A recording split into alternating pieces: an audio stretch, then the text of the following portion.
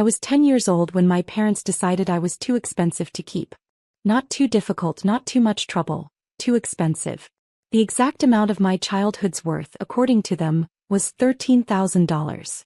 That's what my Uncle Robert paid them to take me in after they showed up at his door on a Tuesday evening in March, dragging me behind them like damaged merchandise they were returning to the store. I didn't understand the transaction then. I thought maybe Uncle Robert had invited me for an extended sleepover, or that my parents needed a break and would come back for me when things got better at home. I waited by his front window for 6 months, watching for their familiar blue Honda to pull into the driveway. Every afternoon after school, I'd press my face against the glass and scan the street for any sign of them returning. Uncle Robert never told me they weren't coming back. He just let me figure it out gradually, the way children eventually stop believing in Santa Claus. Not all at once, but through a slow accumulation of evidence that the story doesn't quite add up. The $13,000, I learned years later when I was old enough to understand legal documents, was supposed to cover my basic expenses until I turned 18. Food, clothing, school supplies, and medical care for 8 years. All paid in advance with a single check and a signature on papers that transferred all legal responsibility for my welfare to Uncle Robert. My parents walked away that night and never looked back, never called to check how I was adjusting, never sent a birthday card or Christmas present. Uncle Robert kept the receipt. Not just the canceled check, but all the paperwork. Custody transfer documents, health records, school enrollment forms, and a handwritten note from my mother listing my allergies and preferred bedtime routine. He filed everything in a manila folder labeled Sarah's Adoption, and stored it in his home office safe, along with his important documents, financial records, and will. "Someday you might need proof of what happened," he told me when I was 16 and accidentally discovered the folder while helping him organize his desk for tax season. Some people have selective memories about their own behavior, especially when money becomes involved. I thought he was being paranoid. I couldn't imagine why I'd ever need evidence of my parents abandoning me. Who would I need to convince? What would I need to prove? The abandonment was a painful fact of my life, not a legal case requiring documentation. But Uncle Robert had spent 40 years as a corporate attorney specializing in family law and estate planning, and he understood that families could be far more ruthless than business competitors when inheritance money was involved. He documented everything with the meticulous attention to detail that had made him successful in law. Every school event he attended alone, every parent-teacher conference where he was listed as guardian, every medical appointment where he signed as the responsible party. He maintained detailed financial records showing exactly how much he spent on my care, education, and activities, not because he expected reimbursement, but because he wanted proof that he'd taken his responsibility seriously. Uncle Robert wasn't perfect, but he was consistently present. He attended every school play, even the terrible ones where I forgot my lines. He helped with homework every night, patiently explaining algebra and history and chemistry until concepts clicked. He taught me to drive in his ancient Buick, gripping the passenger door handle while I learned to parallel park.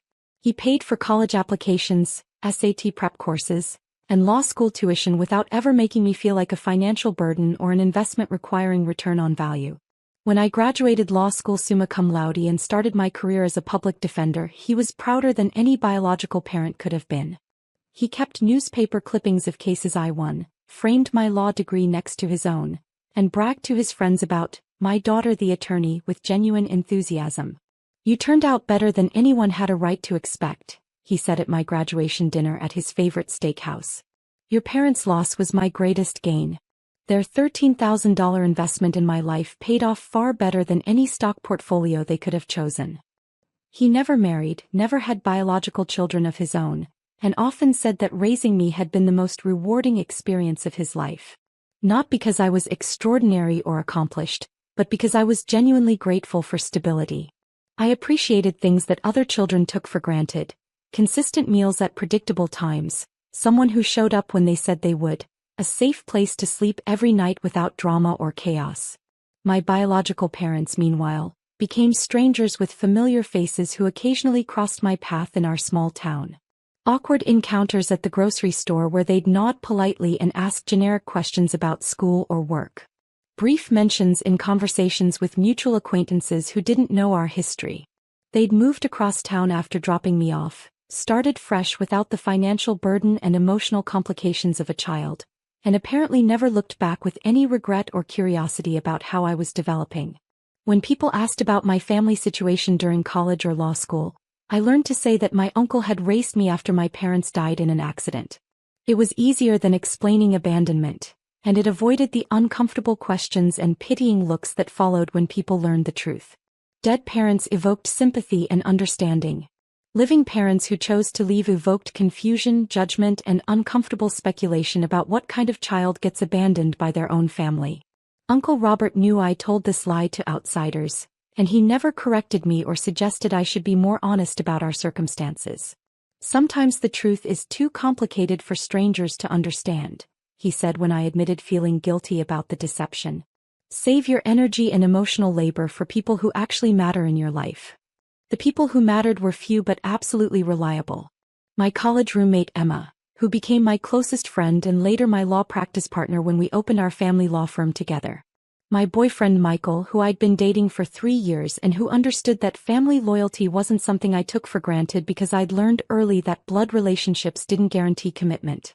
Uncle Robert's small circle of professional colleagues and neighborhood friends, who treated me like genuine family and never asked uncomfortable questions about my background or why my parents were never mentioned. This chosen family felt more real and substantial than any biological connection I'd lost.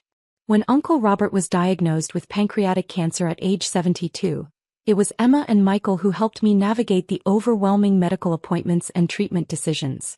It was Uncle Robert's law partner Tom who drove him to chemotherapy sessions when I couldn't take time off work for court appearances. It was his longtime neighbor Mrs. Patterson who brought homemade meals twice a week and checked on him daily when I was traveling for cases. My biological parents never appeared during his 18-month illness. Not to visit, not to call and ask how he was managing, not to send a card or flowers. I don't think they even knew he was sick, since Uncle Robert had severed all contact with them after taking me in, and I'd never felt compelled to re-establish any connection or keep them informed about our lives. Uncle Robert fought the cancer with the same methodical determination he'd brought to everything else in his carefully organized life. He researched treatment options online, consulted with multiple specialists, maintained detailed spreadsheets tracking symptoms and medication effects, and planned for every possible contingency. Even while dying, he was documenting everything, preparing for legal challenges and complications that most people wouldn't consider until it was too late. During his final months, he spent considerable time updating his will, organizing his files, and recording detailed explanations of his financial decisions.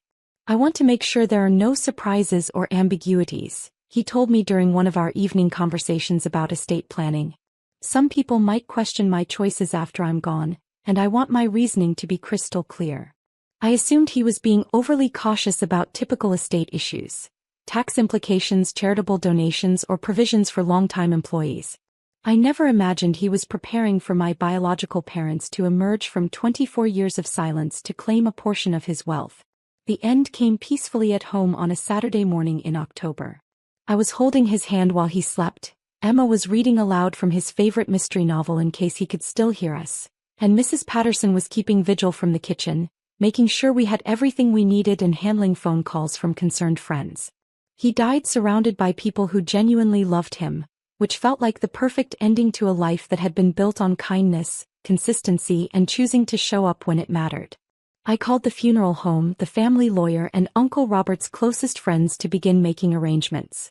The funeral was planned for Thursday afternoon. A simple service followed by burial in the historic cemetery where his parents were laid to rest. I expected maybe 30 or 40 people to attend, mostly his professional colleagues, longtime neighbors, and the small community of people who had been part of our quiet, stable life.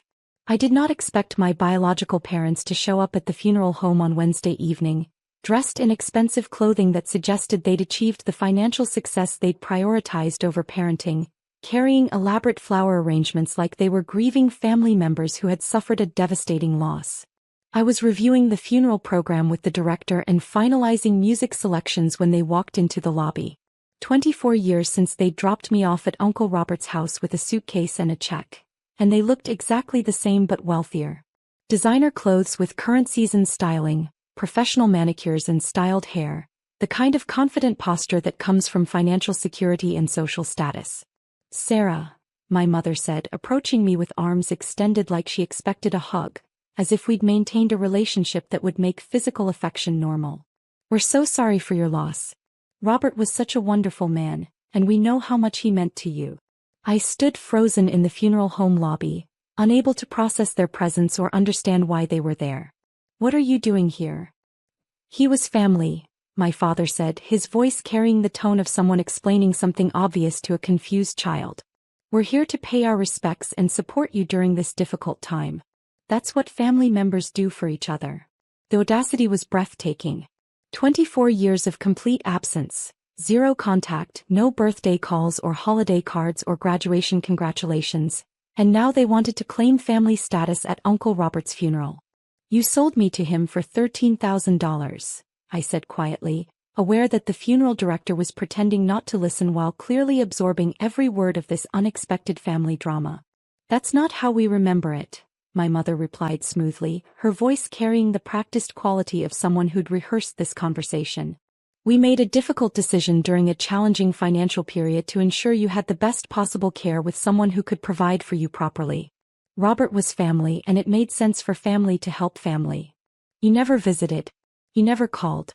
You never sent a birthday card in 24 years. We thought it was better for everyone if we gave you space to adjust to your new living situation, Dad said with the same rehearsed tone. Robert agreed that a clean break would be easier for you emotionally, and we respected his judgment about what was best for your development. I stared at them, recognizing the careful way they were reframing abandonment as thoughtful decision-making, neglect as respectful boundaries, and complete absence as mature parenting strategy. They'd clearly discussed this approach and prepared explanations that made their behavior sound reasonable and loving. The funeral is tomorrow, I said, my voice steady despite the surreal nature of the conversation.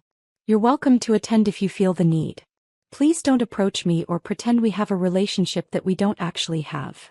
I left them standing in the funeral home lobby with their expensive flowers and walked out to my car, immediately calling Emma and Michael. I needed witnesses for whatever was coming next, because Uncle Robert's paranoia about documentation was starting to make perfect sense. The funeral service was beautiful and well attended by people who had actually known and cared about Uncle Robert. His law colleagues shared stories about his professional integrity and generous mentorship of younger attorneys. His longtime friends talked about his kindness, his dry sense of humor, and his devotion to raising me as a single parent. Mrs. Patterson cried through her entire eulogy about what a wonderful neighbor he'd been for 15 years, always helping with yard work and bringing in packages when she traveled. My biological parents sat in the back row, dressed appropriately and behaving respectfully throughout the service. They didn't approach me during the reception, but I felt their presence like a weight I couldn't shake, watching and waiting for something. After the burial, they lingered near the gravesite until most people had left, then approached me with the same confident demeanor they displayed at the funeral home. We'd like to talk about Robert's estate, my father said without preamble or any pretense of grief. We should probably discuss family assets and how to handle the inheritance situation appropriately. What inheritance? I asked, though the question was becoming rhetorical as their intentions clarified. Don't be naive, Sarah. Robert was a successful corporate attorney who never married and never had biological children of his own. His estate is substantial, and as his surviving family members, we have certain legal expectations about how it should be distributed according to state inheritance laws. I looked at them standing beside Uncle Robert's fresh grave, discussing money while dirt was still settling on his coffin and flowers were wilting in the October heat. I'm his family. You're strangers who showed up to his funeral uninvited. Blood is blood, my mother said, her voice taking on a harder edge. Robert was our brother. Legal family relationships matter in estate proceedings, regardless of personal feelings or recent history. We're not here to fight or cause problems, Dad added, though his tone suggested exactly the opposite. We just want to make sure everyone gets what they're legally entitled to. This should be handled fairly and according to proper inheritance procedures. I told them to contact the family lawyer if they had questions about the estate, then left with Emma and Michael, who had witnessed the entire exchange.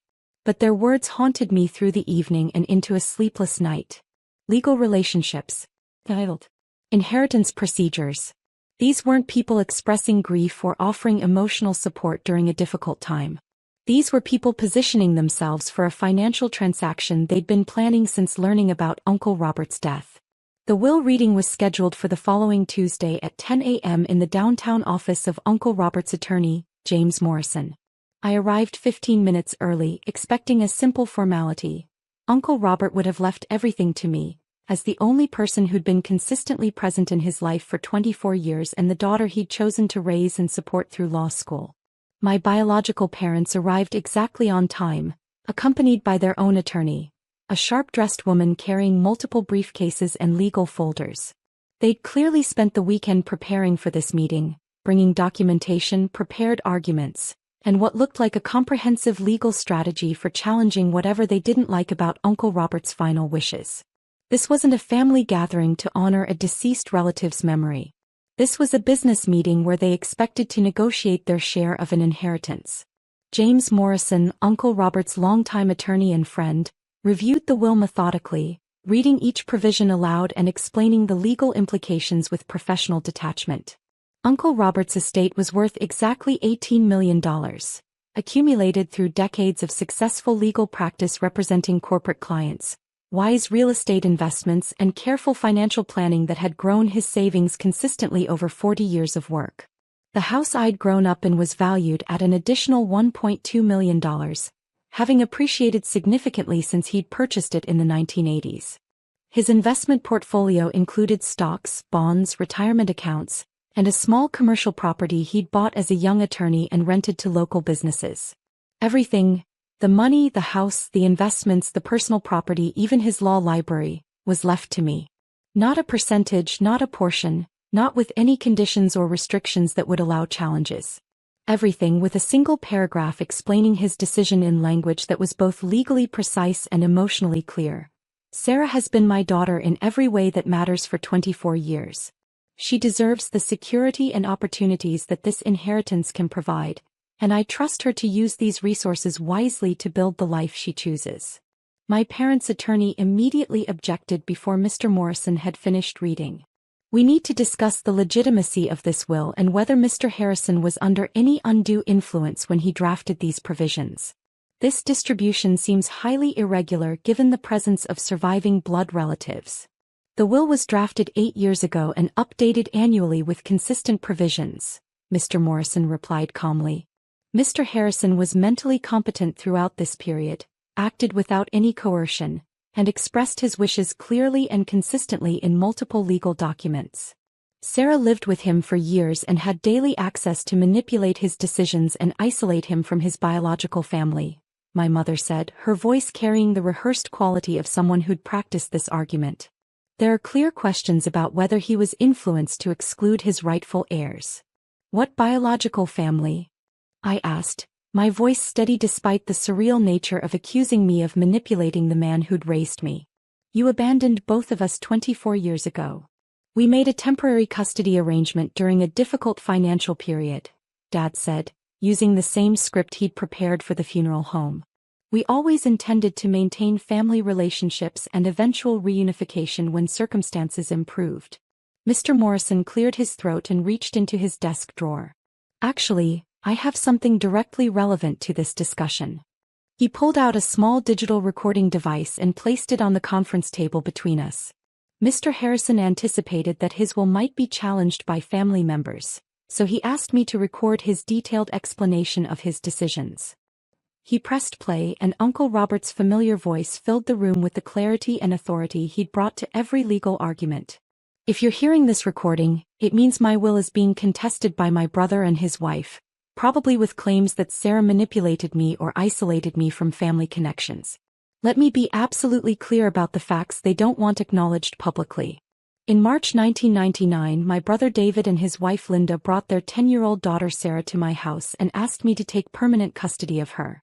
They could no longer afford to raise her properly, and they wanted to start fresh without the financial burden and daily responsibility of a child. I paid them $13,000 to cover immediate legal fees and her transition needs. This was not a temporary arrangement during financial hardship. This was not a difficult period requiring family support until they got back on their feet.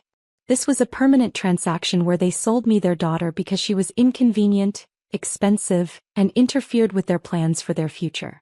For 24 years they never visited Sarah. Never called on her birthday or during holidays. Never sent a Christmas card or graduation gift. Never asked how she was doing in school, whether she needed anything or if she was happy and healthy. They erased her from their lives completely and moved on as if she had never existed. When Sarah broke her arm in middle school, the hospital couldn't reach them at their listed phone number. When she won academic awards in high school, they weren't there to celebrate. When she graduated college summa cum laude, they didn't attend the ceremony. When she passed the bar exam and started her legal career, they never congratulated her or expressed pride in her accomplishments. Sarah has been my daughter, my pride, and my greatest joy for 24 years. She earned every dollar I'm leaving her through love, loyalty, gratitude, and simply showing up when it mattered. She was there during my cancer treatment, holding my hand through chemotherapy and helping me maintain dignity during the worst periods of illness. If my brother and his wife want family money, they should try being family members instead of strangers who appear only when there's an inheritance to claim. Sarah's my real daughter. They are biological relatives who chose financial convenience over parental responsibility 24 years ago. The recording ended and the room fell completely silent. Even the traffic noise from the busy street outside seemed to fade as the weight of Uncle Robert's words settled over everyone present. My parents' attorney was already gathering her papers and closing briefcases. We'll need time to review the legal implications of these recordings and determine our next steps regarding this matter. What legal implications? Mr. Morrison asked with genuine curiosity. Mr. Harrison documented a factual account of events that occurred 24 years ago. If you'd like to dispute his version of events, you're welcome to provide contradictory evidence that supports a different narrative. My father stood up abruptly, his face red with anger and embarrassment. We gave her the best possible life with someone who could provide for her properly. We sacrificed our relationship with our daughter to ensure she had opportunities we couldn't offer at the time. You sold me, I said quietly, pulling out the manila folder I'd brought from Uncle Robert's home office safe. Uncle Robert kept the receipt and all the documentation. I spread the contents across the conference table methodically. The original custody transfer papers with both parents' signatures. The canceled check for $13,000 made out to Robert Harrison Child Care Services. Medical records showing I hadn't seen a doctor paid for by my biological parents since age 10. School records listing Uncle Robert as emergency contact and financially responsible party for 8 consecutive years. A handwritten note from my mother explaining my food allergies and bedtime routine, as if she were leaving instructions for a babysitter. This is a receipt from when you sold me to Uncle Robert for $13,000.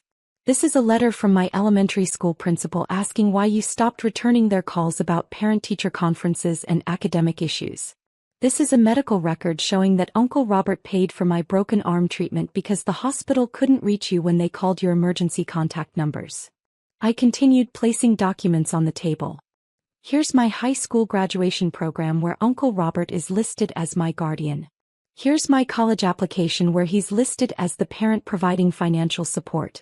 Here's my law school graduation announcement that was never sent to you because we had no contact information.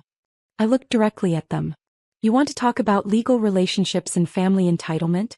Here's 24 years of legal documentation showing that you abandoned me completely and Uncle Robert raised me as his own child with no support, interference, or involvement from either of you. My mother was crying now, but they weren't tears of grief or regret about lost relationships. They were tears of frustration that their strategy wasn't working and their claims weren't being accepted. We always loved you, Sarah. We just thought we hoped that Robert. You hoped Uncle Robert would die and leave you money, I interrupted. You thought $18 million was worth pretending to care about the daughter you sold 24 years ago for the price of a used car. Their attorney was already standing and making polite excuses about needing to review the case further. We'll be in touch about potential legal challenges to this will and inheritance distribution. Please do, Mr. Morrison replied with the confident tone of someone who'd handled similar cases for decades. I have 8 years of documentation showing Mr. Harrison's consistent wishes, plus detailed records of every interaction he had with his brother over the past 24 years. Spoiler alert, there weren't any interactions to document. After they left, I sat in the law office trying to process what had just happened. In the span of 1 week, I'd gone from being an orphan public defender living on a modest salary to being an $18 million heiress with biological parents who wanted to sue me for inheritance money. What happens next? I asked Mr. Morrison, who was organizing the legal documents back into proper files. They'll probably file a will contest claiming undue influence or lack of capacity, he said matter-of-factly. It won't succeed. Your uncle was meticulous about documentation, and their complete absence from your life actually strengthens the legal case for his decision. No court is going to award them a portion of an inheritance from the man who raised you when they voluntarily abandoned all parental rights and responsibilities. How long will this legal process take? 6 months to a year, depending on how aggressive they want to be and how much money they're willing to spend on legal fees. But Sarah, you should know they cannot win this case. They abandoned legal and practical responsibility for you 24 years ago in exchange for a cash payment. No court in this jurisdiction is going to award them inheritance rights from the person who took over their obligations. He was absolutely right. The legal challenge lasted 8 months and cost my parents approximately $150,000 in attorney fees and court costs. Every deposition revealed more evidence of their abandonment. Every document they provided contradicted their claims about maintaining family relationships or intending eventual reunification. The court case became a public record of their behavior that anyone could access. Testimony about the $13,000 payment for transferring custody. Evidence of 24 years of no contact with their daughter. Uncle Robert's recording explaining exactly why he'd chosen to leave everything to me instead of his biological relatives. Their attorney tried multiple strategies, claiming the will was invalid, arguing that I had manipulated Uncle Robert's decisions, suggesting that he lacked mental capacity during his final years. Each approach failed when confronted with documentation, medical records, and witness testimony about Uncle Robert's careful planning and consistent wishes. The judge dismissed their case with prejudice, meaning they couldn't file the same claims again. In her final ruling, she wrote, "The plaintiffs voluntarily relinquished all parental rights and responsibilities 24 years ago in exchange for monetary consideration. They cannot now claim family status for the purpose of inheritance when they abandoned both family relationships and family obligations decades ago for their own financial convenience. My parents had to pay my legal fees in addition to their own unsuccessful lawsuit costs. The total financial cost of their failed inheritance grab was approximately $275,000. Money they spent trying to claim an inheritance from a brother they'd ignored for 24 years while he raised their daughter. But the real cost was public exposure and social consequences. The case made local news because of the unusual circumstances and the large inheritance amount. Their friends, neighbors, colleagues, and professional associates learned that they'd sold their 10-year-old daughter and then tried to sue her for her inheritance 24 years later. I used a significant portion of Uncle Robert's money to establish a foundation providing legal assistance to children in custody disputes, adoption proceedings, and family situations where adults had prioritized financial gain over children's welfare.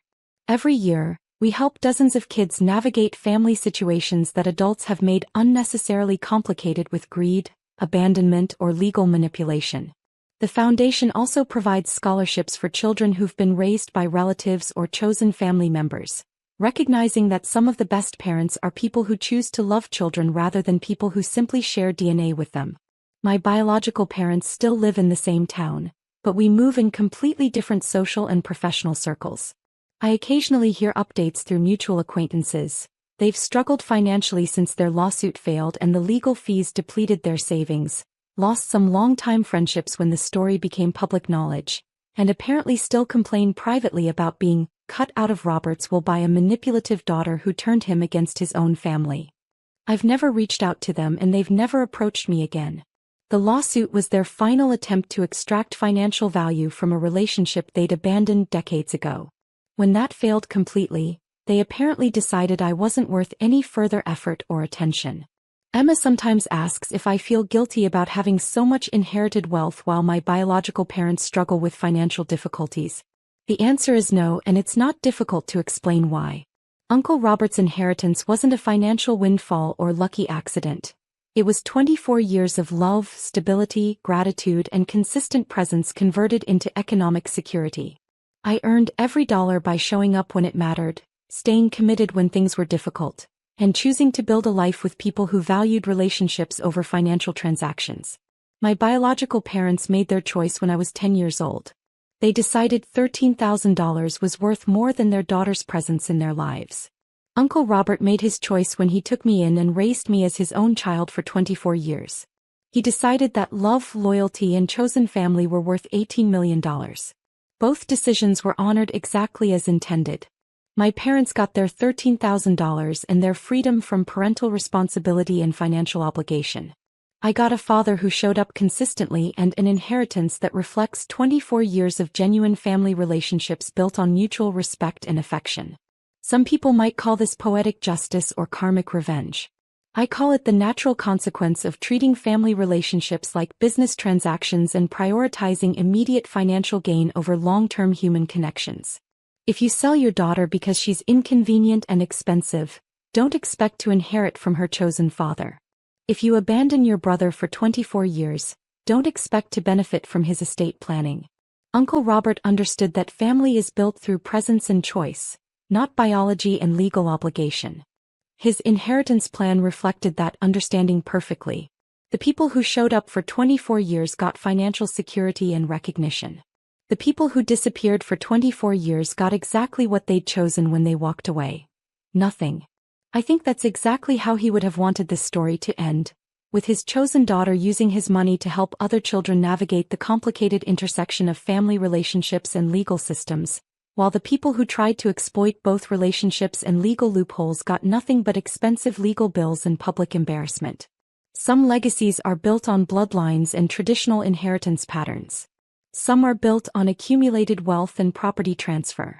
Uncle Robert's legacy was built on demonstrating that love doesn't always choose the obvious beneficiaries or follow conventional family structures. Sometimes love chooses the people who show up when showing up is difficult, who stay committed when staying is inconvenient, and who understand that family is something you build through daily choices rather than something you inherit through genetic accident. I'm proud to carry that legacy forward $18 million at a time, helping other children understand that their worth isn't determined by the people who choose to leave, but by the people who choose to stay. I hate you. You're not our real mom. Emma's words echoed through the house as she slammed her bedroom door. Her twin brother Ethan stood in the hallway, his expression cold and distant. Don't ever talk to us again, he added before disappearing into his room. I stood there, frozen, my heart shattering into 1,000 pieces. My name is Olivia Turner, and at 42, I just watched my own children, my precious twins, turn against me because of a carefully crafted lie. It started 3 weeks ago when my sister-in-law, Diana, moved in with us temporarily after her divorce. She'd always resented me, but I never imagined she'd go this far.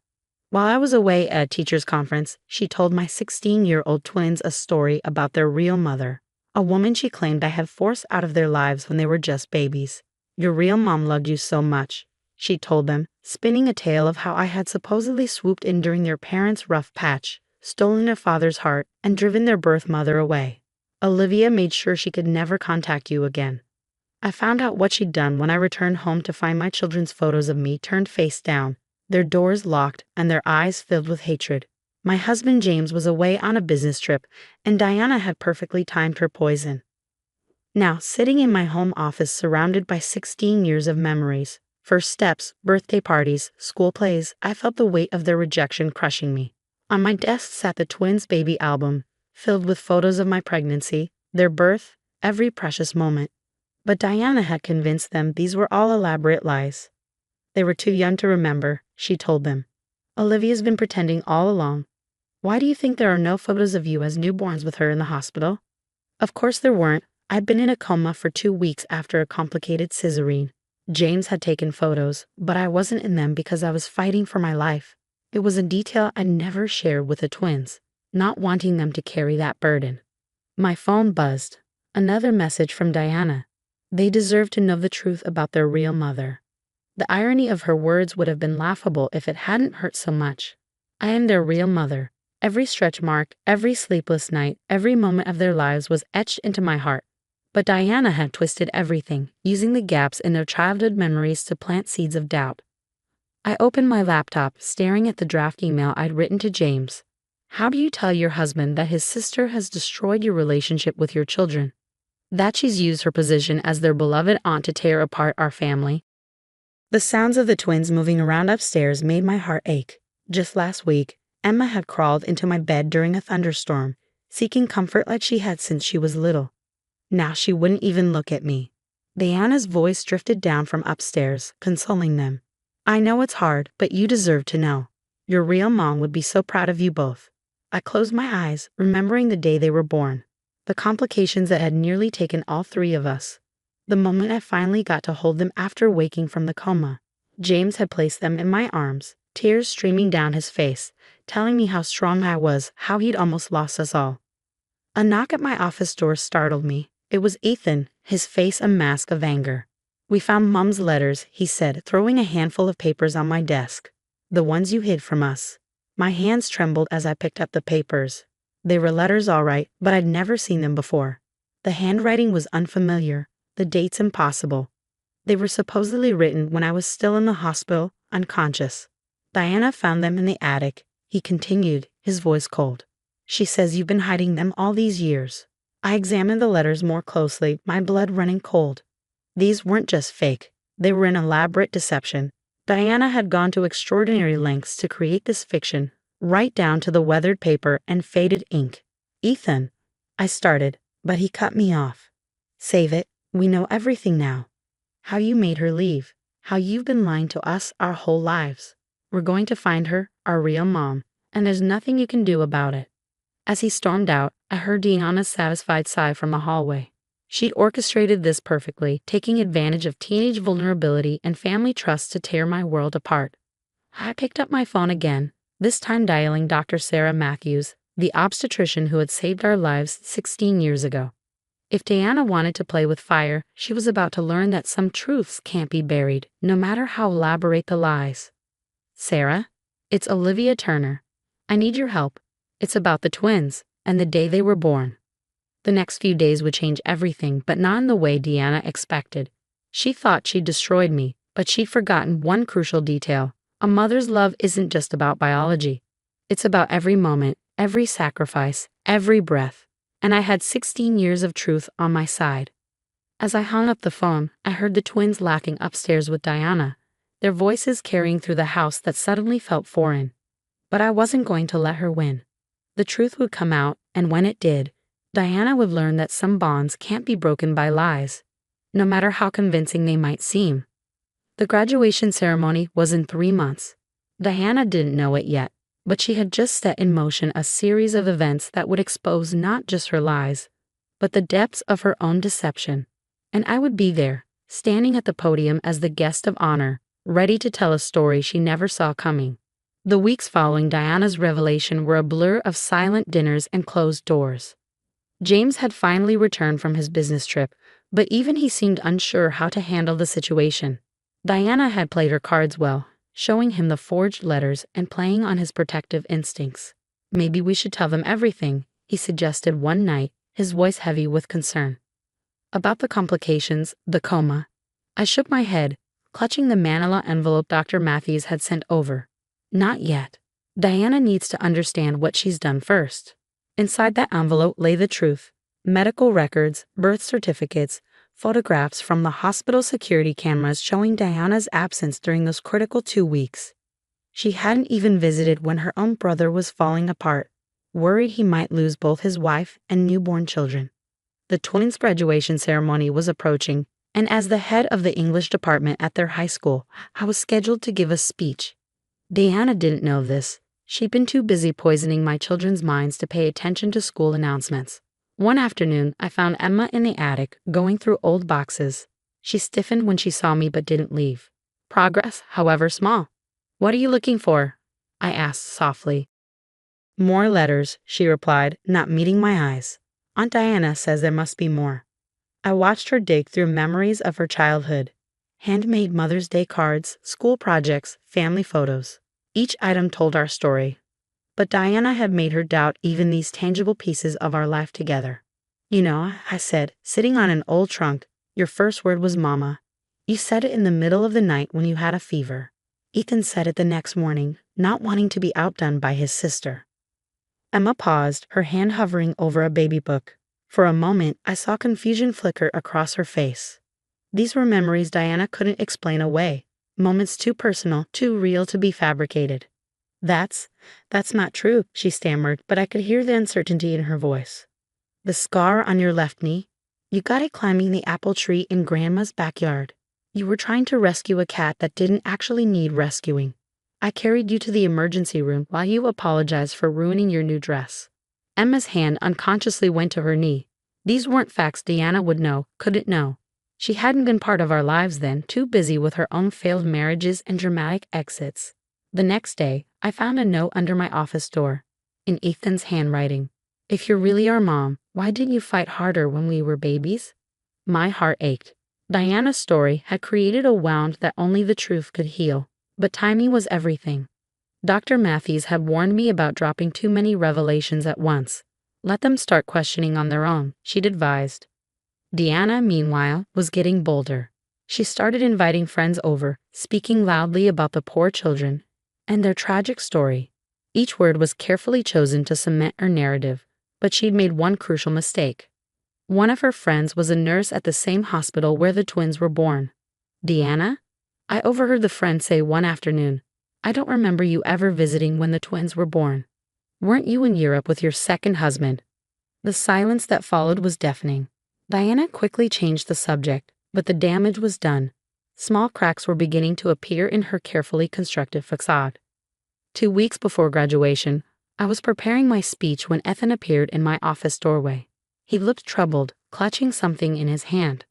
I found this, he said, placing a worn hospital bracelet on my desk. It has your name on it. Same day we were born. I picked up the bracelet, memories flooding back. I'd worn it for those 2 weeks in the coma, James refusing to let the nurses remove it even after they said I might not wake up. There's something else, Ethan continued, his voice uncertain. I asked Grandma about the letters Aunt Diana found. She said Diana wasn't even in the country when we were born. The truth was starting to unravel Diana's lies, thread by thread. But she wasn't going down without a fight. That evening, she announced at dinner that she'd hired a private investigator to find their real mother. James nearly choked on his food, looking at me with panic in his eyes. I simply smiled. That's interesting, I said calmly. I look forward to seeing what they find. Diana's confident smile faltered slightly. She hadn't expected this reaction. Later that night, I heard the twins whispering in Emma's room. But why isn't she upset? Emma asked. If she really stole us, wouldn't she be trying to stop us? Maybe, Ethan replied. We don't have the whole story. Diana had underestimated the intelligence of my children. They were starting to see the holes in her story, questioning the inconsistencies she couldn't explain. The next morning, I left a photo album on the kitchen table, not the usual family photos, but medical pictures from the day of their birth.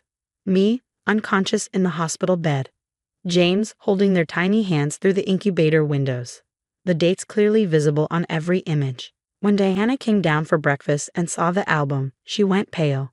She grabbed it, trying to hide it before the twins could see. But she was too late. They had already been looking through it when she came in. Aunt Diana, Emma said, her voice shaking. Why are you in Europe in your Facebook memories from when we were born if you were there with our real mom? The graduation ceremony was 3 days away. Diana's lies were unraveling faster than she could spin new ones, and soon she would have nowhere left to hide. I sealed the final envelope containing my graduation speech, knowing that the truth it contained would change everything. Diana thought she had written the ending to this story, but she was about to learn that some tales can only be told by those who live them. And I had lived every single moment, from the first heartbeat to the last lie. Graduation day arrived with a crisp morning breeze. The school auditorium buzzed with excitement as families filed in, finding their seats among the sea of proud parents and relatives. Diana sat with our family, her usual confident smile now tinged with nervousness as she watched me take my place at the podium. She hadn't seen the program until now. Her face paled when she read. Keynote speaker, Mrs. Olivia Turner, head of English department and recipient of the Lifetime Achievement Award for Educational Excellence. The ceremony began with the usual proceedings, the principal's welcome, the valedictorian's speech. Then came the moment that would change everything. And now, the principal announced, I'd like to invite Mrs. Turner to share a special message with our graduating class. particularly noting her unique perspective as both an educator and a parent of two of our graduating seniors. I approached the podium, my heart steady. The twins sat among their classmates, their expressions a mix of confusion and apprehension. Diana shifted uncomfortably in her seat. 16 years ago, I began. I lay in a hospital bed at St. Mary's, fighting for my life after giving birth to twins. A murmur rippled through the audience. The doctors had warned me about the risks of carrying twins at my age, but some things are worth fighting for. I pulled out the first photograph, the hospital security footage showing James rushing through the corridors. This was taken at 3:42 a.m., June 15, 2007. My husband had just been told he might lose all three of us. Diana's face had lost all color. In the graduate section, Emma and Ethan sat completely still, their eyes fixed on the screen behind me. For 2 weeks, I lay in a coma while my babies fought their own battles in the NICU. Their father never left the hospital, sleeping in chairs, praying for a miracle. And where was their aunt, who claims to know so much about their birth? I paused, letting the question hang in the air. According to her own social media posts, enjoying her honeymoon in Paris with husband number 2. The next slide showed Diana's Facebook memories, the ones she'd forgotten to delete. Her in front of the Eiffel Tower, dated exactly when she claimed to be witnessing this supposed tragedy unfold. The truth about family isn't just in DNA or birth certificates. It's in the smallest moments, the first words, the scraped knees, the thunderstorm comfort sessions. It's in knowing that your daughter is allergic to strawberries but loves strawberry-scented shampoo. It's in remembering that your son sleeps with his left sock on inside out because he thinks it brings him luck during tests. Tears were flowing freely now, not just mine, but Emma's and Ethan's too. Diana started to stand, but James firmly pulled her back down. To my children, I continued, my voice strong, I'm sorry I didn't tell you about the coma, about how close we came to losing each other before we even had a chance to begin. I wanted to protect you from that fear. But I'm not sorry for a single moment we shared since then, because every one of those moments is real, true, and ours. I pulled out the final piece of evidence, the DNA test results Diana's private investigator had secretly sent to my email yesterday, along with an apology for being part of her scheme. And to those who think they can rewrite history with forged letters and invented memories, remember this: the truth has a way of revealing itself. Always. The auditorium erupted in applause as I finished. Through tear-filled eyes, I saw my children rising from their seats, breaking protocol to run toward the stage. They crashed into me with such force that we almost fell, their arms wrapping around me in a desperate embrace. Mom, Emma sobbed into my shoulder, we're so sorry. We should have known. We should have trusted you, Ethan added, his voice thick with emotion. Over their shoulders, I watched Diana slip out of the auditorium, her web of lies finally untangled. James joined our family hug, his eyes conveying both love and regret for ever doubting. Later that evening, as we celebrated at home, Emma brought out the letters Diana had planted. Without a word, she and Ethan tore them to pieces, letting go of the lies that had briefly poisoned our family. How did you stay so calm? Ethan asked as we sat together on the porch swing. When we were so horrible to you. I smiled, pulling them both closer. Because I knew the truth would win. Real love always does. The next day, we received a message from Diana. She was moving across the country, away from the mess she created. None of us tried to stop her.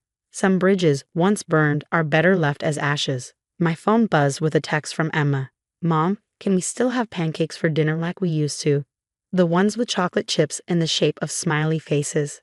I smiled, remembering all the Sunday nights spent making those pancakes, the kitchen filled with laughter and chocolate smudges. Another memory Diana could never fake, another thread in the tapestry of our real family story. Of course, I texted back. Some traditions are forever. And that's the thing about truth. It doesn't need elaborate stories or forged letters. It lives in the simple moments, the quiet memories, the love that cannot be invented or erased. Diana had tried to rewrite our story, but in the end she'd only made it stronger. Because real family isn't about who tells the best story, it's about who lives it with you, every single day. No need for marriage registration or property division, Mark said, leaning against our bedroom doorframe with a smug smile. Just pack your things and leave. His girlfriend Amanda stood beside him, her diamond necklace, my birthday gift from last year. blinking mockingly around her neck. I folded another sweater, placing it carefully in my suitcase. "You're right," I replied, my voice steady. "No need for complications."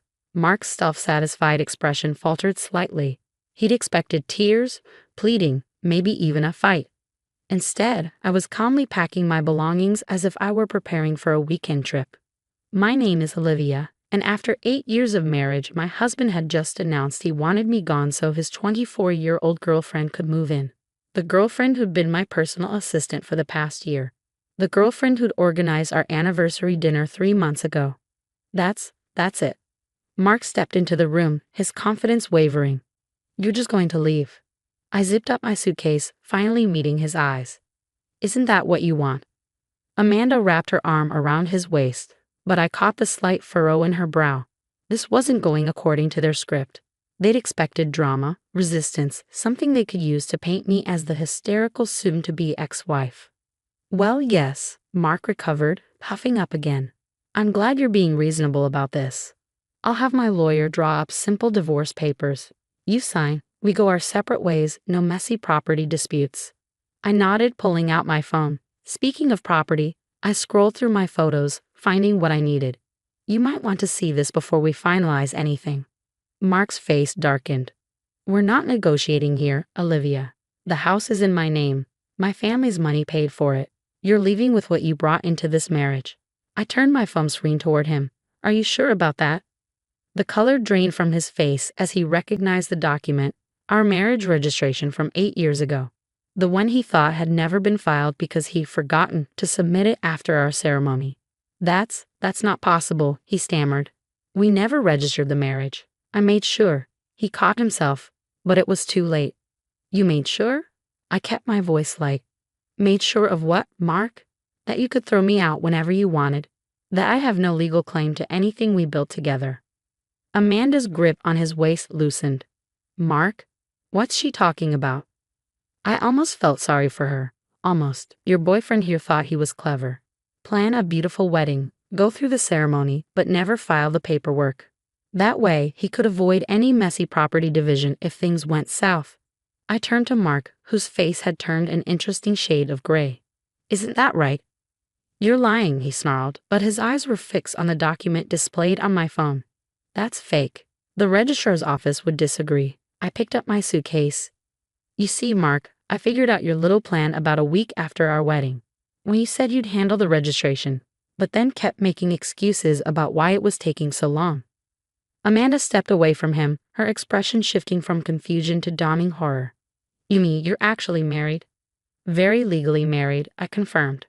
"I went to the registrar's office myself, filed the paperwork properly. Mark was just too arrogant to ever check. He assumed I was as naive as he thought I was." Mark lunged for my phone, but I was already sliding it back into my pocket. "It doesn't matter," he spat. "You can't prove." "I have copies," I cut him off. Multiple copies stored in very safe places, along with 8 years' worth of financial records, property documents, and some very interesting emails about how you've been handling the company accounts. The mention of the company made him freeze.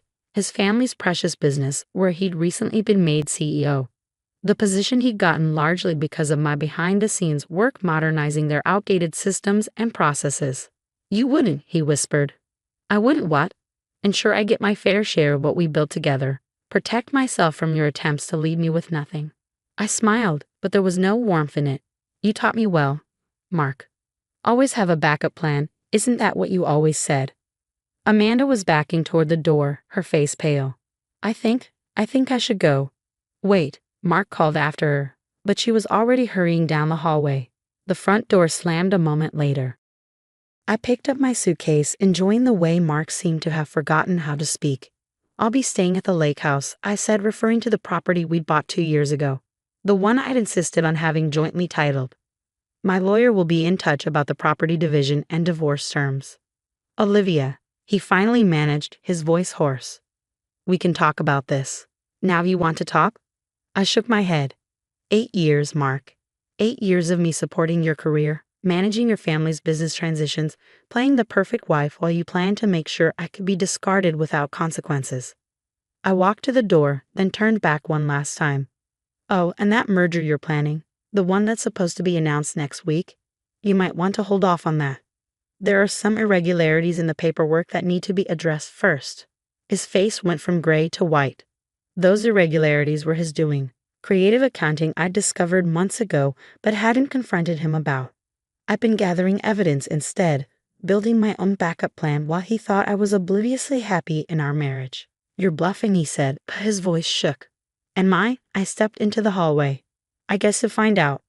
By the way, that diamond necklace Amanda was wearing, the one you gave me for my birthday, I'll need that back. It's on the list of marital assets my lawyer will be reviewing. I left him standing in our bedroom, surrounded by the life he thought he could take away from me with a few simple words. He had no idea that while he was planning his exit strategy, I had been 10 steps ahead, preparing for exactly this moment. Some might call it paranoid, keeping such careful records and planning for the worst. I called it learning from the master of manipulation himself. Mark had taught me well, just not the lessons he'd intended. As I loaded my suitcase into my car, my phone buzzed with a text from Amanda. I had no idea. I'm so sorry.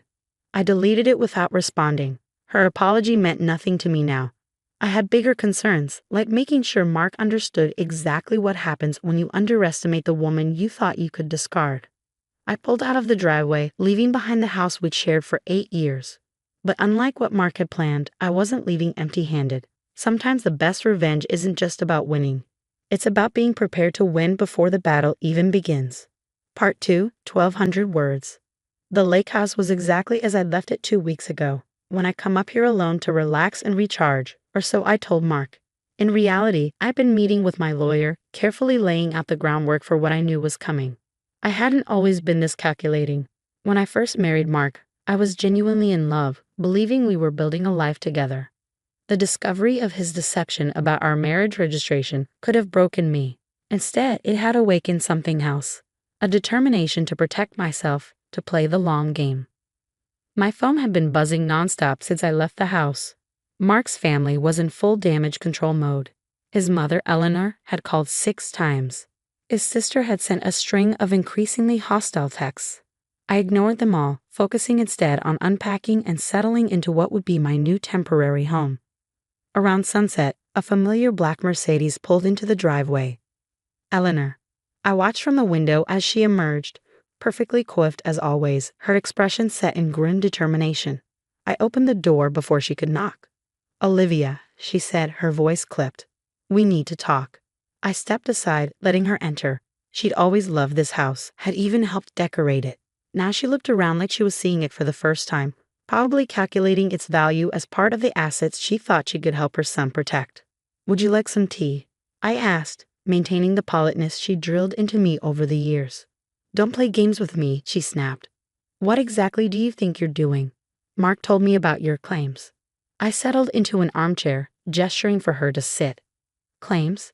You mean the legal documentation of my marriage to your son. Or perhaps you're referring to the evidence of financial irregularities in the company books. Her face tightened. You're making a mistake, dear. This vindictiveness doesn't suit you. Vindictiveness? I couldn't help but laugh. Is that what you call protecting my legal rights? Tell me, Eleanor, did you know about Mark's plan when we got married? About his intention to keep the registration unfiled? She shifted slightly, and I had my answer. Of course she'd known. She probably helped him plan it. We were protecting the family interests, she said finally. You have to understand, with Mark's position in the company. I understand perfectly. I cut her off. You wanted someone who would support Mark's career, help modernize the family business, but never have any real claim to it. How convenient that must have seemed. Eleanor's carefully maintained composure cracked slightly.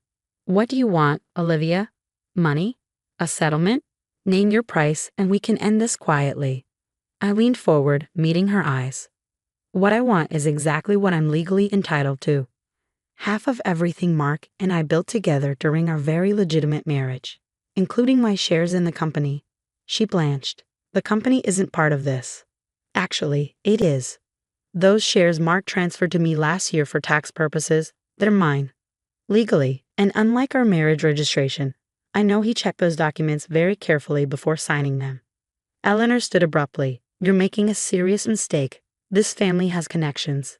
So do I interrupted smoothly. Would you like to know who else has copies of those financial records I mentioned? The ones showing how creative Mark has been with the merger numbers? She sank back into her seat, her face pale. You wouldn't dare expose that. It would destroy the company. I don't want to, I said honestly. Unlike your son, I actually care about the people whose livelihoods depend on the company's success. But I will protect myself, Eleanor, whatever it takes. She was quiet for a long moment, studying me with new eyes. You've changed, she said finally. No, I corrected her. I've grown. There's a difference. After Eleanor left, I poured myself a glass of wine and stepped out onto the deck. The lake was peaceful in the gathering dusk, its surface like glass. My phone buzzed again. Mark this time, probably having heard from his mother. His message was both predictable and disappointing. You're bluffing. You don't have the nerve to follow through with this. I took a sip of wine and typed my response. Check your email. I just sent you and the board members a preliminary report about those merger discrepancies. Consider it a sample of what full disclosure would look like. His reply was immediate. You'll regret this. I smiled, remembering all the times he'd used threats to get his way. How he taught me that power was about making people fear the consequences of crossing you. He'd never imagined I'd learn that lesson so well.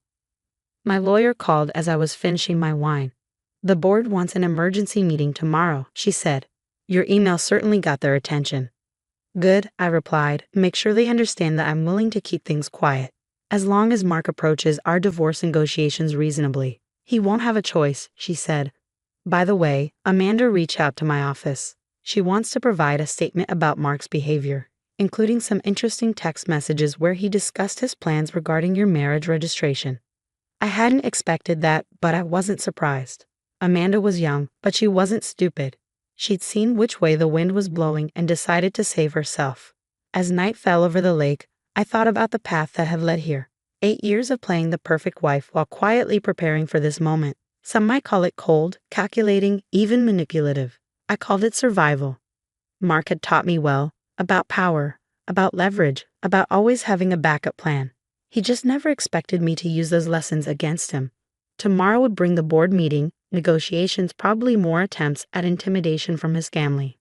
But for now, I sat in the peaceful darkness, knowing that while Mark had been playing checkers, I'd mastered chess. And in this game, the queen was the most powerful piece on the board meeting was everything I expected and more. I sat quietly at the conference table, watching Mark's carefully constructed world crumble around him. His father, the former CEO, looked like he aged 10 years overnight. Eleanor sat rigid in her chair, her perfectly manicured nails drumming against the polished wood. These allegations are serious, the head of the board said, shuffling through the preliminary report I provided. If even half of these discrepancies are accurate. They're all accurate, I interjected softly. Every transaction, every altered number, every hidden account. I have the original documents to prove it. Mark's face was a mask of barely contained rage. This is blackmail, he spat. She's trying to extort us because of our personal issues. I kept my voice level. No, this is accountability. I'm simply ensuring that both our divorce and the company's dealings are handled legally and transparently. The board members exchanged glances. They'd known me for years as Mark's efficient, supportive wife.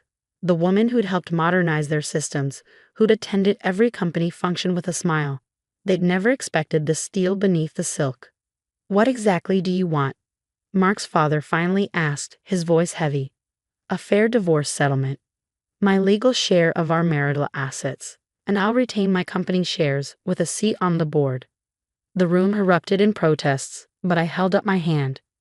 In return, these financial irregularities never become public. The merger proceeds, after the numbers are corrected, of course. And Mark keeps his position, though I suggest more oversight. Eleanor stood up suddenly. You can't honestly expect. Mother, Mark cut her off. His face had taken on an odd expression, something between respect and fear. She can, and she will. I met his eyes across the table. For the first time, he was seeing me clearly, not as the wife he could discard, but as someone who'd learned from watching him, who'd taken his lessons about power and control and perfected them. The negotiations took hours. By the end, I had everything I'd wanted, a fair division of assets, my board position, and ironclad legal protections. Mark looked shell-shocked, as if he couldn't quite believe how completely his plan had backfired. As the board members filed out, he caught my arm. "How long?" he asked. "How long have you been planning this?" "Since the day I discovered you never filed our marriage registration," I replied honestly. "You taught me well, Mark. Always have leverage. Always be prepared. Never let anyone see your full hand until you're ready to play it." He let go of my arm, laughing bitterly. I created my own worst enemy. "No," I corrected him. "You created your match. I just proved to be better at the game." 3 months later, I sat in my new office overlooking the city. The divorce was finalized, the assets divided, and the company was thriving under stricter financial oversight. Amanda had moved on to a job in another state, her youth and ambition focused on building her own career rather than attaching herself to someone else's. My phone buzzed with a text from Eleanor, surprisingly.